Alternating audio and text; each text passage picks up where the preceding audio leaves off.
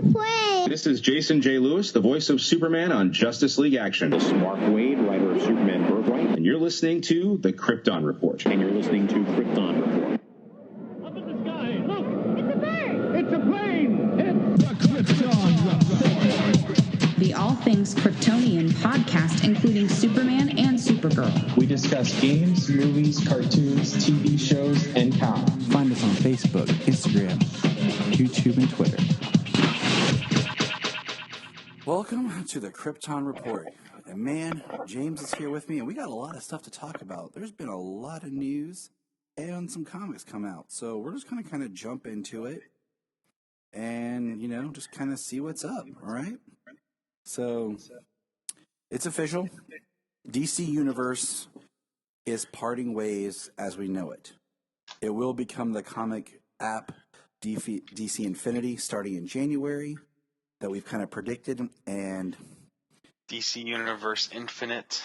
Yeah, what did I say, Infinity? Jesus, there's too much stuff to get straight. There's certain words that just keep getting recycled. It said all original programming is going to move to HBO Max, and then it said even the older stuff too. So we're just going to have to wait and see. And if that's the case, I'm fine with it. Oh yeah. It's I'll still maintain like my DC Universe HBO Max bundle, and I'll read comics and I'll do whatever else is available on DC Universe, and I'll watch my DC shows on the DC tab of HBO Max. It'll be $7.99 a month for their comic subscription, and they're supposed to put newer comics sooner, 6 months after they hit the stores. Right, because right now it's 1 year, and that's what it's been since they dropped all the comics on there. It's been 1 year from the time it's released physically, but I think they're changing that up to match Marvel Unlimited, which is 6 months, I believe. That's what I've heard. DC Universe Infinite will launch January 21st, 2021. It's a great press release. I suggest you go out and read it, check it out. It's a lot, but my biggest thing was, the older stuff like Superboy and the old Shazam and old Wonder Woman, from the 70s. Like, is that stuff going to HBO Max? And if it is it going to stay there? Because... Well, the thing... I know a lot of those services, a lot of things go on and off and stuff. Exactly. But the thing is, with those old shows, they don't have any circulation just about anywhere. Exactly. So, since they've been on DC Universe for the last 2 years, they haven't gone anywhere. But once again, for example, HBO Max, one of the big selling points was Harry Potter. The only place you can stream Harry Potter. And they're all gone now. And I'm like, yeah. And that's a Warner property. Like, that's a big Warner thing, Well, I know a while ago, before HBO Max was coming, they had a deal with Universal, because Sci-Fi was running all the Harry Potters and stuff. So I think they did kind of be able to have it for a period of time, but they had prior contracts out there before that, and that's still how these companies continue to pull revenue from these properties like Harry Potter. Yeah. Is other places purchasing the rights for a certain amount of time to air it or stream it in their area. So Warner Brothers is making money from that. I just want, because I love being able to go to DC Universe and having stuff that I can just enjoy. Yeah. That's there, that I don't have to worry about coming off and coming on. And I get some things leaving. I agree. I'd like to just be able to go on and do it if it, if it should be there and one day it's not. I would definitely. Even newer stuff like, Krypton being on DC Universe. I just... Because that's the big thing is, I get tired of things I want to see and older things I'm working through, and then they come and go. So we'll That's the see. streaming age, but that's why that's why me and you are such big proponents of physical media, because And if we want to watch it, it's there. I have, most of the stuff that I like to rewatch and rewatch on physical media, but not everything. But I own Krypton on digital. Thank you, iTunes gift card from work. But yeah, we'll just wait and see, because we bring this up because we got announced that Harley Quinn is getting a season 3. So we know, and we're hoping that with the move to HBO Max, that'll bring out more better quality for Titans. Just budgetary stuff. Hopefully, yeah. And then Titans season 3 is going to be on HBO Max. Harley Quinn got announced for season 3. That's going to be on HBO Max. We already knew that Doom Patrol is getting a season 3, and that's going to be on HBO Max. And more than likely, Young Justice season 4. That's where that's going to be too. Oh yeah, that's pretty much a given at this point. Yeah. I don't think it's going to be anywhere else. I'm just throwing it out there. I don't think there is anywhere else to put it, because they're trying to bring everything in house. Which the only reason they were able to bring it back the first time was because of DC Universe. I think the only part of the only reason. I think the only DC properties that I haven't heard being talked about getting to HBO Max is Gotham and Pennyworth. Because I figure Stargirl will stream on HBO Max. Then after it airs on CW, it'll stream on HBO Max. Well, that's probably why we wouldn't get Batman 66 on there either. That's the other one. Yep. The other one, Batman 66, is the other one. That's kind of floating in the same waters as Gotham. Yep. And Pennyworth. So those 3 are like the properties that have no tie yet to HBO Max, and Smallville. But I figure that eventually will. Smallville will probably eventually go over there once its obvious its obvious long-term Hulu contract was set, because it's been on there for years. And it was just nice that it was somewhere. So those are the properties that aren't there yet, but they'll get there. And so that's where Batwoman is, and that's where Stargirl season 2 is going to be too. Yeah, after it airs on the CW. Yeah. And we're going to get a Peacemaker series for HBO Max, starring John Cena, produced, made, and probably pilot directed by James Gunn. And I'm like, you know what? Cool. You know why? Because it's something that I have no investment in, as far as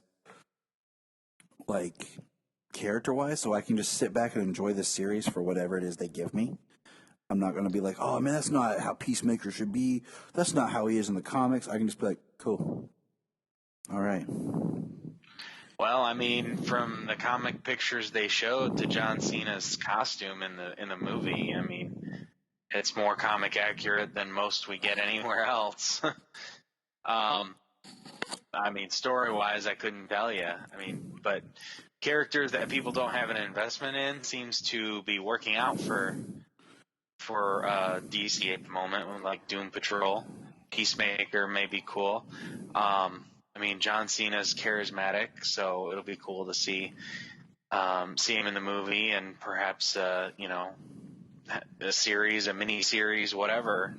But the positive thing about that is we are getting more DCEU content. The Suicide Squad, the characters it has, the actors it's brought back. I mean, it's part of the DCEU universe, and I mean that's character. They're still doing things with the DCEU. Yep. So it's not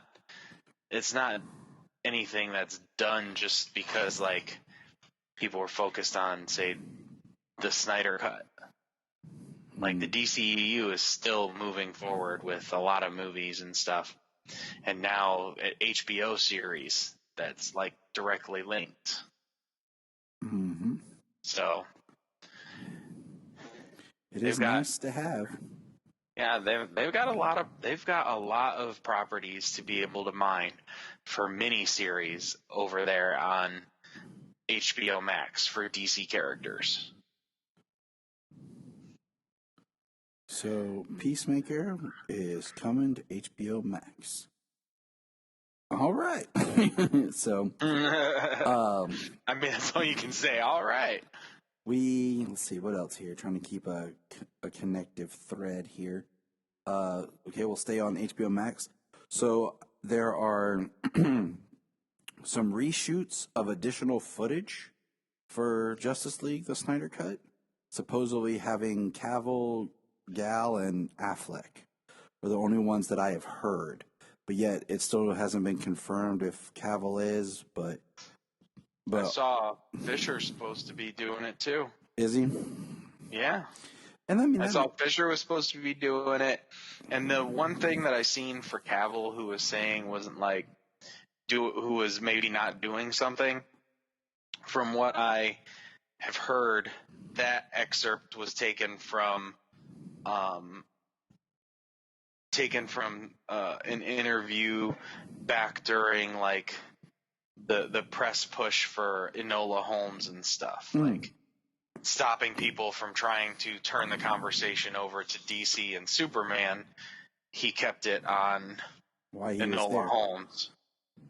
So exactly. So we're gonna get some reshoots for additional footage, which makes sense when they've structured and changed, to a mini series. So awesome. I'm not gonna hyper over it. I'm not expecting like, oh, they're gonna make Justice League 2. I'm just like, okay, cool. It makes sense. They're gonna throw in some stuff there, and yeah, what was said may be during these this additional photography, not reshoots, additional photography, adding scenes in, like you said, like laying some groundwork to make it a mini series because it was designed to be a movie, an epic movie, and then additional photography could possibly, and this is just wishful thinking, lay seeds for anything that may actually build into something again. Hopefully, I hope it's not Zack Snyder's last thing in the DC universe, but that's just wishful thinking. But it's possible that additional footage could lay some of that groundwork. Mm-hmm. So that would be amazing. But yeah, so I'm not overthinking it.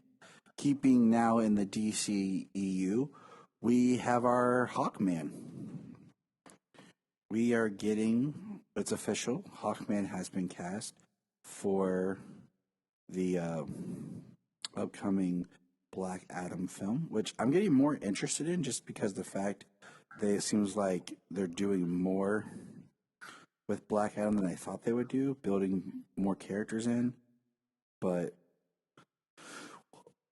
Aldous Hodge will be Black Adam, in Black Adam as Hawkman. And that fan art they came out with was spectacular. That looked amazing. He's supposed to be Carter Hall. I know him from Supernatural because he was in Supernatural season 2. He's been in a lot of different stuff. Most recently, he was the best friend detective in The Invisible Man that came out this year. And I'm cool. I like him as an actor. I thought he did really great in Supernatural, and I think he was on a show on TNT. What was that called? My mom watched it. Leverage or something? Yes. Thank you, James. Leverage.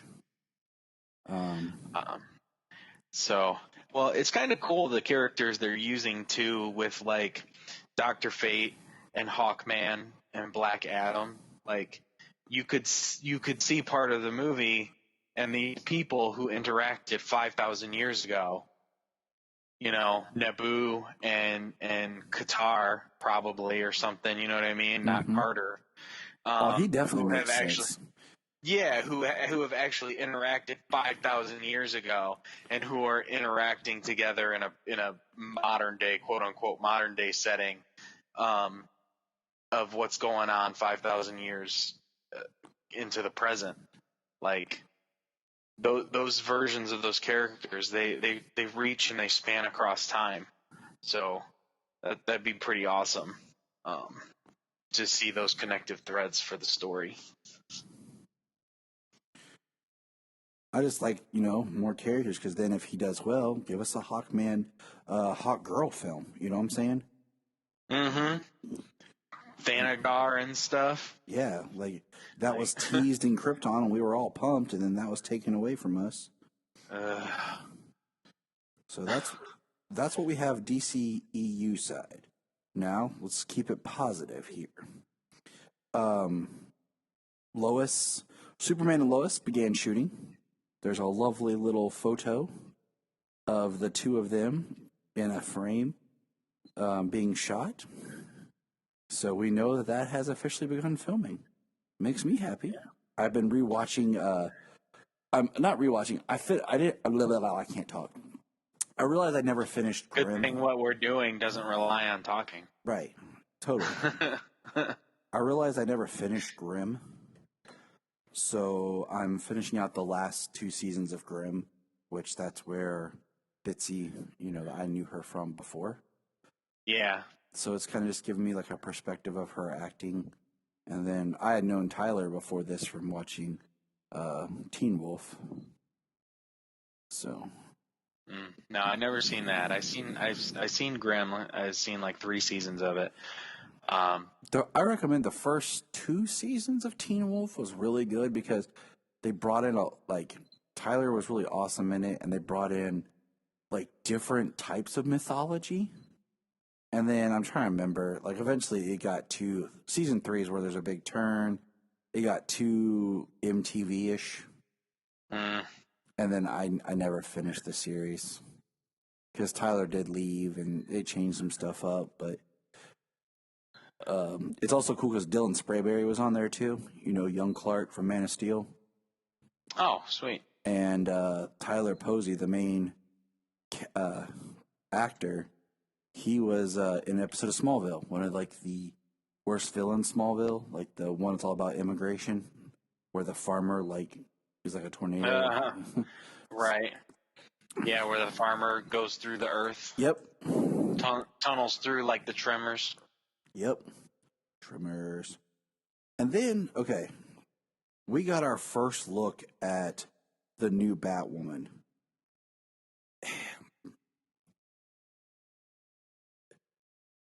It's just a close-up of her face, and it looks like she's wearing nearly the same suit. It looks like a behind-the-scenes test. Yeah. Like, almost like this was her audition. Like, because she doesn't look like she's posing. Her face looks kind of blah. She doesn't have any black makeup around her eyes. Like, it looks almost like this is a scene from, if you would have shown us a picture first of when Kate put on the suit the first time before she actually put on the red wig and everything like that.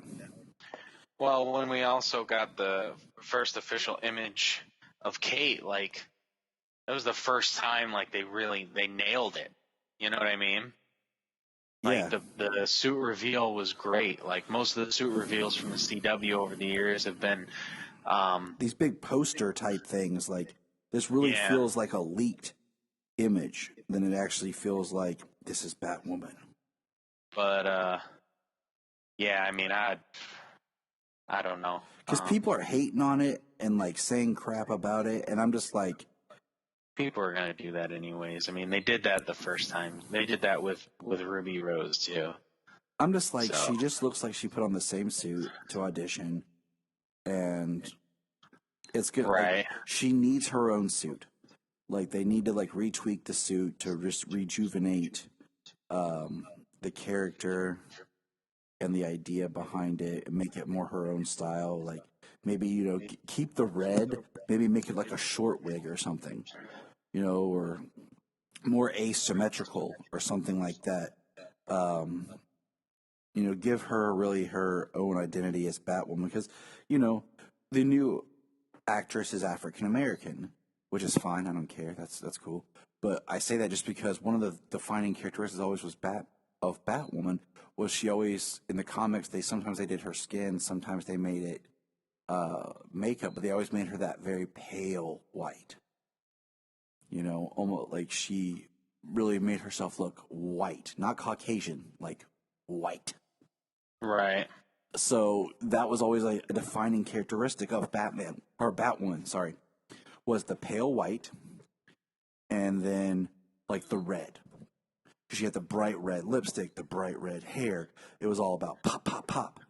And now that dynamic of the costume changes. So they need to reinvigorate her.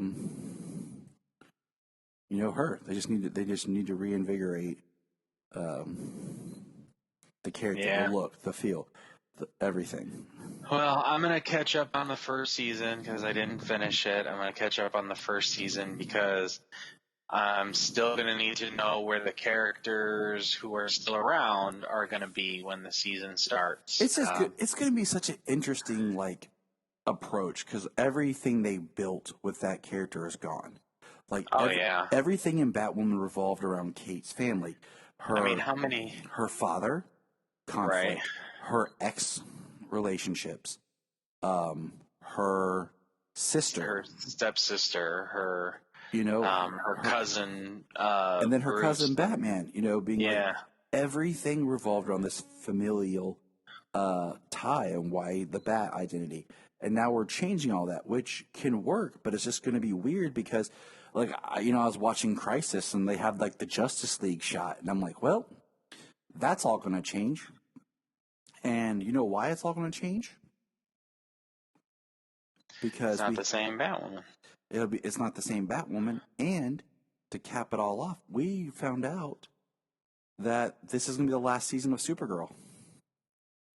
Season 6 is going to close it out. Which, speaking of, they just started filming today. They just began production today.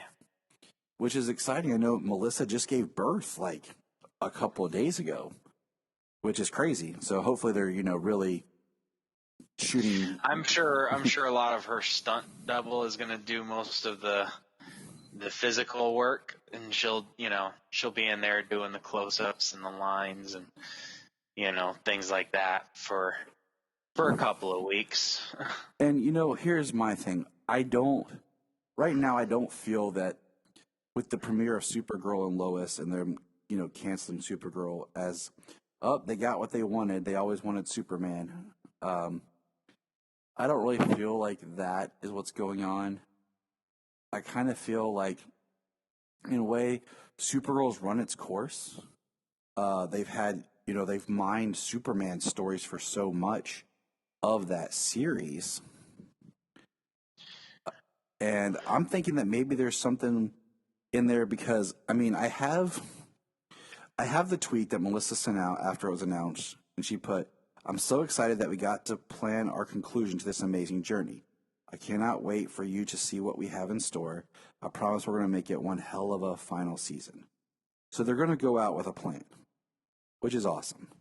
6 seasons, awesome. Well, if it's going to be your final too, you can really build the whole story of the season to a satisfying conclusion, hopefully. And this podcast was built on the initial spark was the idea that it was going to be a spin-off of how we had on Southgate the Flash Arrow Power Hour, which I took part in, and this was going to be the Supergirl show. And then when they officially were still pushing Krypton, we were going to do that. And then of course we've taken it and made it more about just Superman, Supergirl, everything. And so it is kind of like a huge chapter of our podcast ending that this is happening. And it's kind of crazy, like, that we're approaching the end. This will be our second Arrowverse show ending. But, it's kind of like they're getting to be at that point, which one is after this, The newest ones we have are technically Stargirl, Black Lightning, and now Superman and Lois.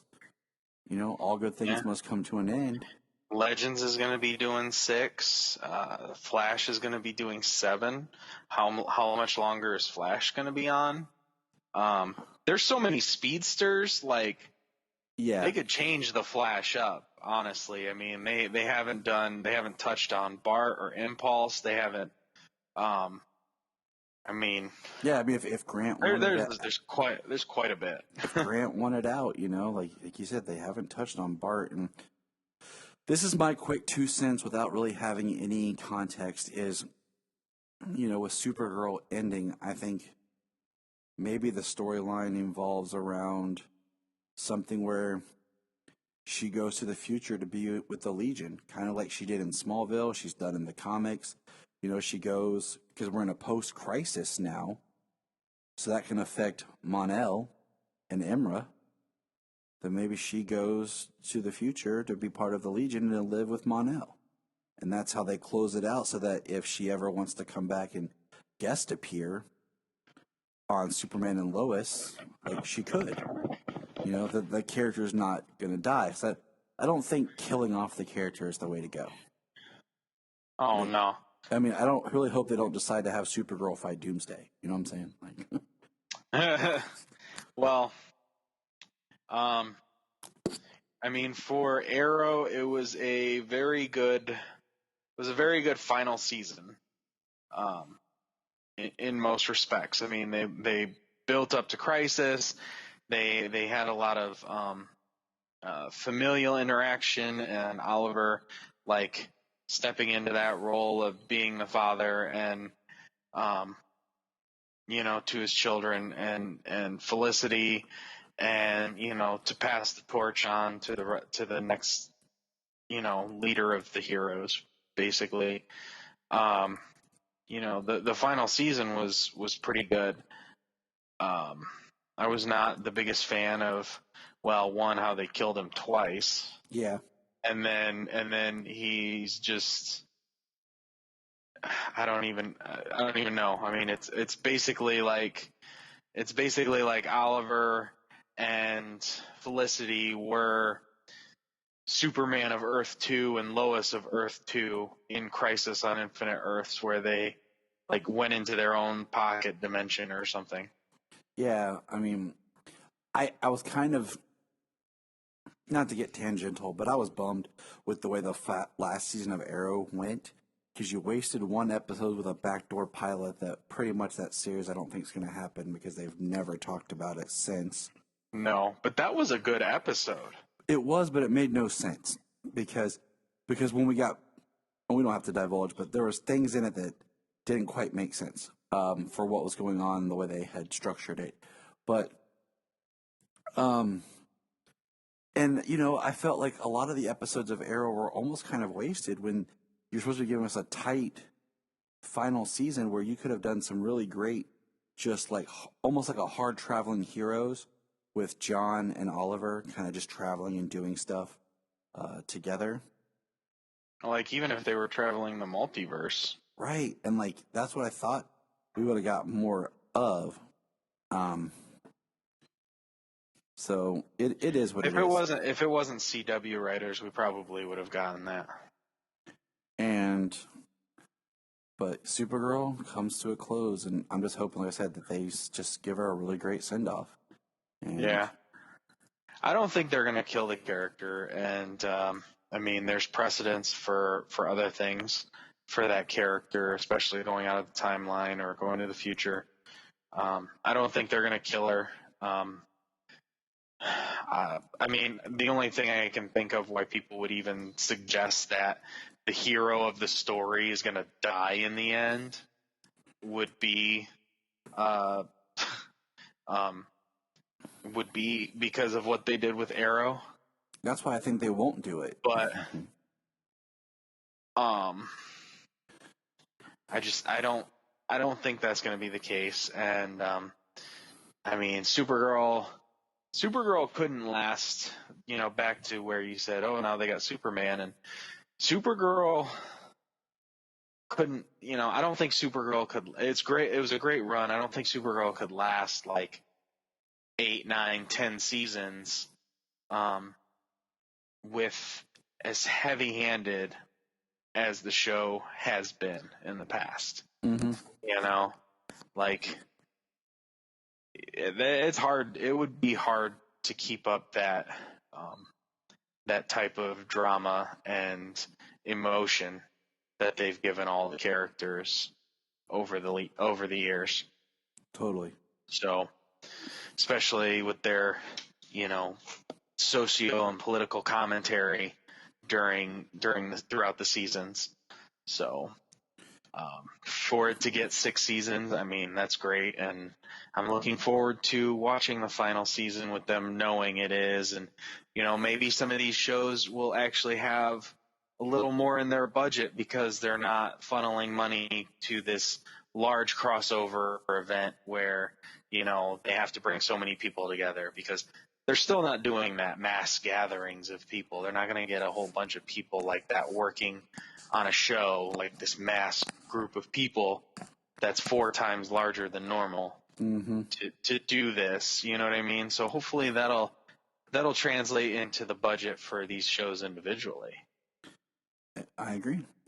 So Hopefully. let's jump into some quick comic book discussion. James, what do you think of Superman 25, the extra-sized anniversary issue with the introduction of Sinmar? Yeah, the introduction of Sinmar was interesting. It was weird. I'm going to tell you flat out.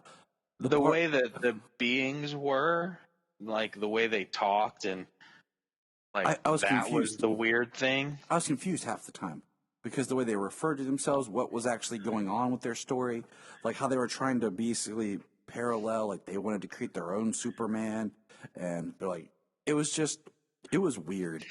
I thought it was very shallow writing. Calling Superman a light god. Yeah, like it was like I felt very forced. Like they're trying to create this new big deal, and then like I didn't like it. What I liked about the book actually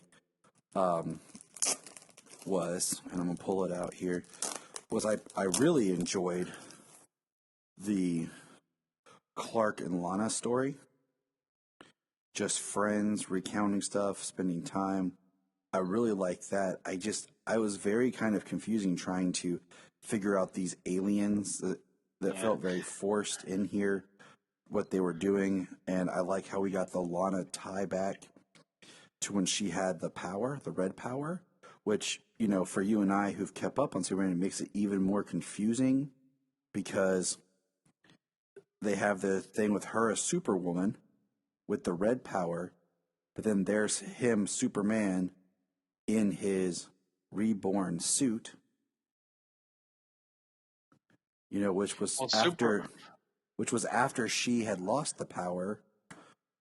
It's just like, oh my gosh, like What? Oh, was the suit after she lost her power? Cause, yeah. I mean, I know that was in the early days of Rebirth. Yeah, it was in Rebirth, and she lost the power because the energy eventually went to wherever it went, which is what helped bring about the Reborn storyline. Oh, okay, that was the red energy that came back and merged the two. It was part of it, yeah. So, I mean, it's just one of those things I was just like, okay, I'm just going to let that slide.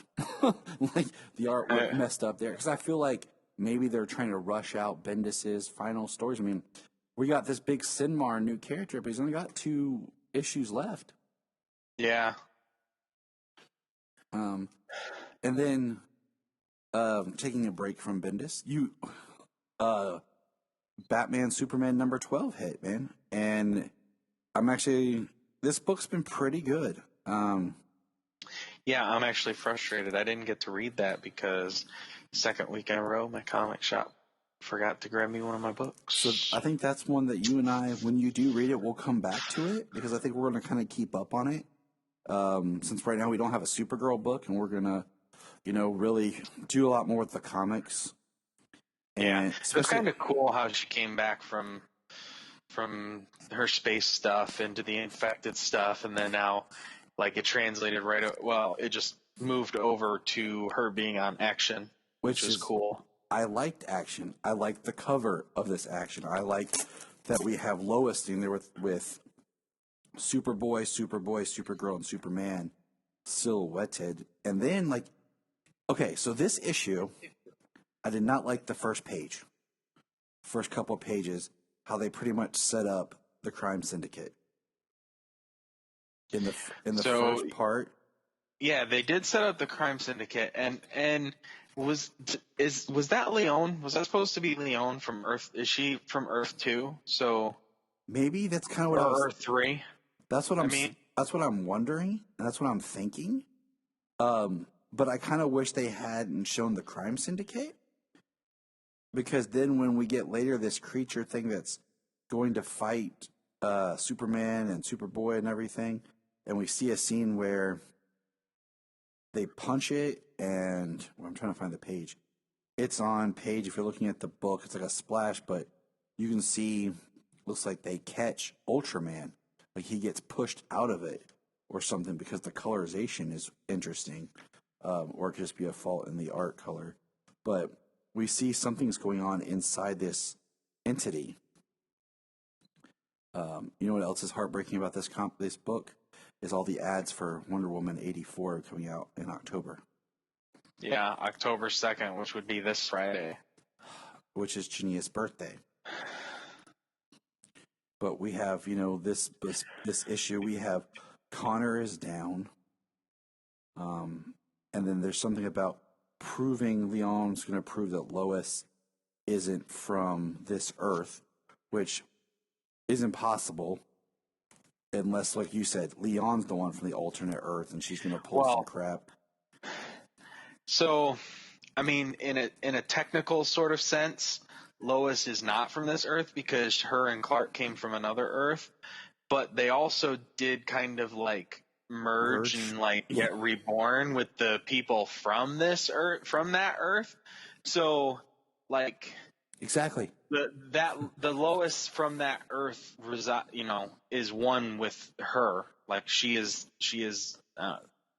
the blue and the red Lois. Like Superman's the blue and the red Superman. Exactly. That's what I'm saying. Like it would be impossible for her to prove. It would just be. It's just, I think, like you said, it's going to be Leon trying to just pull some stuff with what she's done herself. Yeah. So, my thoughts on Superman 25 were the Lois, or the Lana and Clark stuff was the best part of the book. Yep.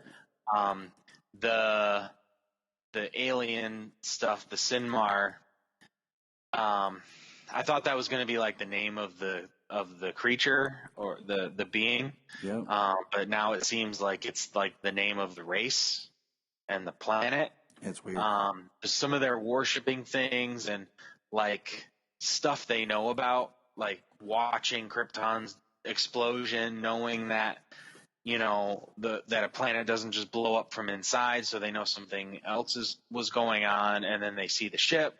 And they know where it's going, and they observe him throughout his life, to make sure he's not a threat. And they create their Superman, but he's not. I think the interesting thing, I don't know, moving forward is he's got this resentment. He was trained to be this warrior and soldier, and do whatever the Sinmar is supposed to be doing. It's left vague, mm-hmm. And so instead of being their Superman who grows up to learn compassion and have a heart and learn hope and trust and love and everything that's good in the world, he wasn't taught that, and then now he's being shunted as a disappointment. So I think there's going to be resentment with the character. for Superman, why he's going to be so dangerous. Obviously, if the Sinmar know this stuff and the things that they were able to accomplish, and the things they were talking about, being afraid of what a Kryptonian under a yellow sun could become. I mean, and preparing for it, they obviously have to be some pretty powerful ancient type creatures, ancient type aliens. And I mean, I want to see where it's going to go. Yeah.